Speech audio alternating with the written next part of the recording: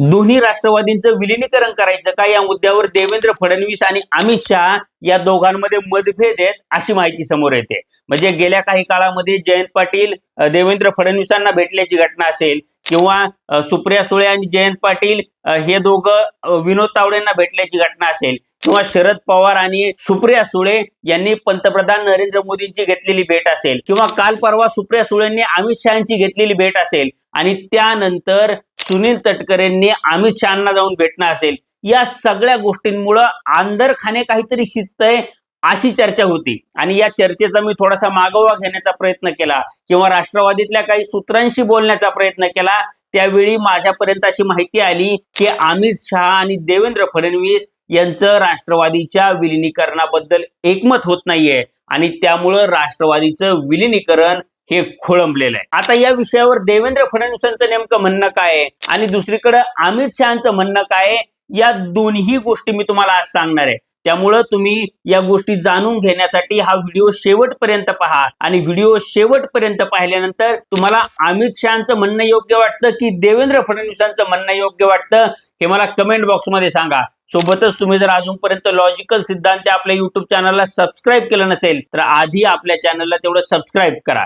नमस्कार, मी सिद्धांत आणि लॉजिकल सिद्धांत आपल्या युट्यूब चॅनलमध्ये तुमचं अगदी मनपूर्वक स्वागत आहे. तर गेल्या काही दिवसांपासून भाजपचे नेते आणि राष्ट्रवादीच्या दोन्ही गटांचे नेते यांच्या भेटीगाठींचा सिलसिला हा वाढतोय, आणि या भेटीगाठींना वेगवेगळी कारणं दिली जात आहेत. म्हणजे काही दिवसांपूर्वी विनोद तावडे हे महाराष्ट्रात आले होते, आणि त्यावेळी सुप्रिया सुळे आणि जयंत पाटलांनी विनोद तावडेंची भेट घेतली, आणि संसदीय समितीची बैठक होती आणि त्यावेळी आम्ही भेटलो असं या दोघांनी सांगितलं. यानंतर जयंत पाटील हे देवेंद्र फडणवीसांना भेटण्यासाठी गेले, आणि त्याच बैठकीमध्ये सुनील तटकरे आणि प्रफुल्ल पटेल हे दोघं सुद्धा उपस्थित होते अशी माहिती मिळाली. आता मी मतदारसंघांच्या कामाच्या निमित्तानं फडणवीसांना भेटलो असं सुनील तटकरेंनी सांगितलं, तर दुसरीकडे जयंत पाटलांनी ईश्वरपूरच्या नगराध्यक्षाचं जे डिस्क्वालिफिकेशन झालं त्याबद्दल मला फडणवीसांची भेट हवी होती, त्यासाठी मी तिथे गेलो होतो असं सांगितलं. म्हणजे आम्ही दोघं एकत्रित येणं हा योगायोग होता असं त्यांचं म्हणणं होतं. आता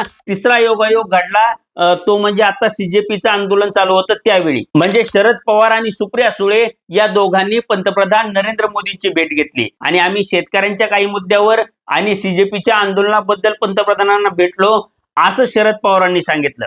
यानंतर 2 ते 3 दिवसांपूर्वी सुप्रिया सुळे आणि बजरंग सोनवणेंनी अमित शहांची भेट घेतली, आणि यावेळी सुद्धा मतदारसंघातल्या प्रश्नाबद्दल आणि सुप्रिया सुळेंच्या कन्या रेवती सुळेंच्या रिसेप्शनचं निमंत्रण देण्यासाठी आम्ही भेटलो होतो असं त्यांनी सांगितलं. आता यावेळी सुद्धा दुसरा योगायोग घडला, आणि सुप्रिया सुळे बाहेर पडल्यानंतर काही मिनिटातच सुनील तटकरेंनी सुद्धा अमित शहांची भेट घेतली. त्यामुळे या सगळ्या घटना बघितल्यानंतर या दोन्ही पक्षांच्या अंदरखाने काहीतरी शिजतंय याचा वास आता बाहेर यायला सुरुवात झालेली आहे. आणि या सगळ्या घटना घडत असताना मी राष्ट्रवादीच्या काही सूत्रांशी बोललो, किंवा राष्ट्रवादीच्या काही पदाधिकाऱ्यांशी मी बोलण्याचा प्रयत्न केला, आणि त्यावेळी राष्ट्रवादीच्या विलिनीकरणाबद्दल अमित शहा आणि देवेंद्र फडणवीस यांचं एकमत होत नाहीये, किंवा त्या दोघांमध्ये मतभेद आहेत अशी माहिती मला मिळाली. त्यामुळे आता यामध्ये देवेंद्र फडणवीसांचं नेमकं म्हणणं काय आहे आणि यामध्ये अमित शहांचं म्हणणं काय आहे, या दोन्ही गोष्टी आपण एक एक करून समजून घेऊ, आणि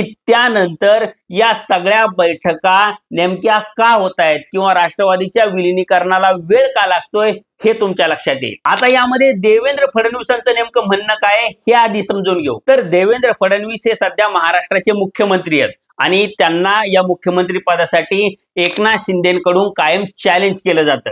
आता दोघांमध्ये अंतर्गत मतभेद आहेत किंवा दोघांमध्ये धुसफूस आहे, ही गोष्ट काय आता चोरून लपून राहिलेली नाहीये, ती सगळ्या महाराष्ट्राला आणि देशाला माहिती झाली आहे. आणि त्यामुळं एकनाथ शिंदेना कंट्रोल करणं ही देवेंद्र फडणवीसांची प्रायोरिटी आहे. आता ज्यावेळी अजितदादा हयात होते त्यावेळी अजितदादा आणि देवेंद्र फडणवीस हे दोघं मिळून एकनाथ शिंदेना टॅकल करण्याचा किंवा एका लिमिट पर्यंत कंट्रोल करण्याचा प्रयत्न करत होते. पण आता अजितदादा हयात नाहीयेत, त्यामुळे राष्ट्रवादीची ताकद ही मर्यादित झालेली आहे. राष्ट्रवादीमध्येच अंतर्गत कोणाचा कोणाला पायपोस राहिलेला नाहीये. म्हणजे सुनेत्रा पवार आणि पार्थ पवार त्यांचं वेगळं काहीतरी करतायत, किंवा सुनील तटकरे आणि प्रफुल्ल पटेल यांचं काहीतरी वेगळं सुरू आहे.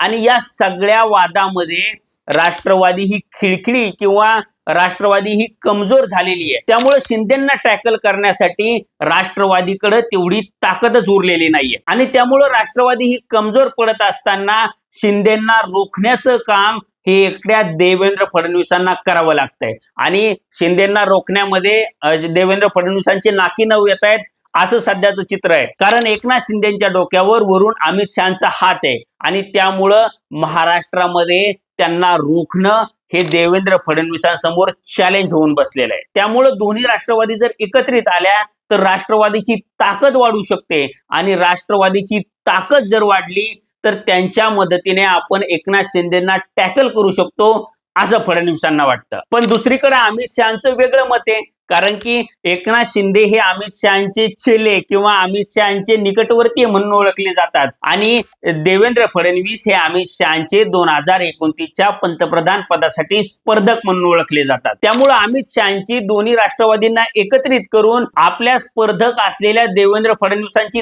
ताकद वाढवण्याची आणि आपले निकटवर्तीय असलेल्या एकनाथ शिंदेंना अडचणीत आणण्याची अजिबात इच्छा नाहीये आणि त्यामुळं त्यांचा दोन्ही राष्ट्रवादीच्या विलिनीकरणाला विरोध आहे असं प्रथम दर्शनी दिसत आहे. पण अमित शहाचा दोन्ही राष्ट्रवादीच्या विलिनीकरणाला विरोध असला तरीही डिलिमिटेशनचं विधेयक असेल किंवा FCRA विधेयक असेल या सगळ्या विधेयकांसाठी त्यांना शरद पवार गटाच्या खासदारांची गरज लागणार आहे आणि या सगळ्या गोष्टी अमित शहांना माहिती आहेत. त्यामुळं अमित शहांनी एकनाथ शिंदेच्या माध्यमातून शरद पवार गटाच्या खासदारांची संपर्क साधलाय अशी माहिती माझ्याकडे आहे. आणि विशेष म्हणजे या 8 खासदारांपैकी 6 खासदार हे अमित शहांच्या गळाला लागलेत म्हणजे शिंदेच्या गळाला लागलेत अशी माहिती माझ्याकडे आहे. आता हे खासदार अमित शहांच्या इशाऱ्याची वाट पाहतायत. त्यामुळं अमित शहांना ज्यावेळी योग्य वाटेल त्यावेळी अमित शहा या 6 खासदारांना शिंदेच्या शिवसेनेमध्ये पार्क करू शकतात हे आपण लक्षात घेतलं पाहिजे. त्यामुळे दोन्ही राष्ट्रवादीचं विलिनीकरण न करता डिलिमिटेशनचं विधेयक असेल किंवा इतर 2 ते 3 विधेयक असतील या सगळ्या विधेयकांना आपण राष्ट्रवादीच्या खासदारांची मदत मिळू शकतो याची तजवीज आता अमित शहांनी करून ठेवली आहे. त्यामुळे दोन्ही राष्ट्रवादींच्या विलिनीकरणाला अमित शहांचा कडाडून विरोध आहे हे आपण लक्षात घेतलं पाहिजे. त्यामुळे हे सगळं राजकीय चित्र बघितल्यानंतर किंवा या पडद्यामागे घडणाऱ्या घडामोडी बघितल्यानंतर दोन्ही राष्ट्रवादीचं विलिनीकरण हे अमित शहा आणि फडणवीस यांच्या वादामध्ये किंवा यांच्या मतभेदामध्ये अडकलंय अशी सध्याची परिस्थिती आहे. आता ही सगळी परिस्थिती बघितल्यानंतर किंवा हे सगळे राजकीय गिमिक्स बघितल्यानंतर दोन्ही राष्ट्रवादींचं विलिनीकरण व्हावं असं तुम्हाला वाटतं का हे मला तुम्ही कमेंट बॉक्समध्ये सांगा. हा व्हिडिओ आवडला असेल तर व्हिडिओला लाईक करा आणि असेच नवनवीन व्हिडिओ पाहण्यासाठी लॉजिकल सिद्धांत आपल्या YouTube चॅनलला सबस्क्राईब करायला विसरू नका. धन्यवाद.